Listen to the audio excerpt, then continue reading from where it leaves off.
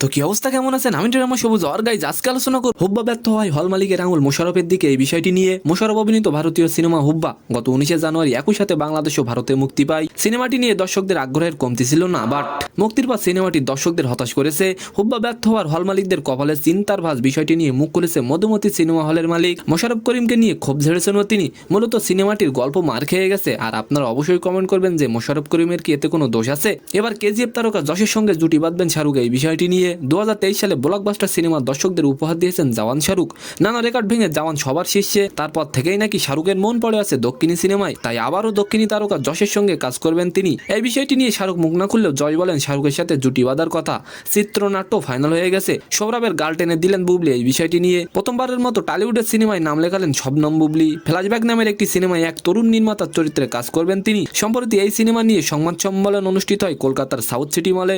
এরপর ফটোশুটে অংশ নেন সৌরভ ও বুবলি। দুইজনকেই খুনসুটিতে মেতে উঠতে দেখা যায়, আর ছবিগুলো মুহূর্তে ভাইরাল হয়ে যায়। নানা মন্তব্যে ভরে যায় কমেন্ট বক্স, আর আপনি চাইলেও আপনার মতামতটি কমেন্ট করতে পারবেন।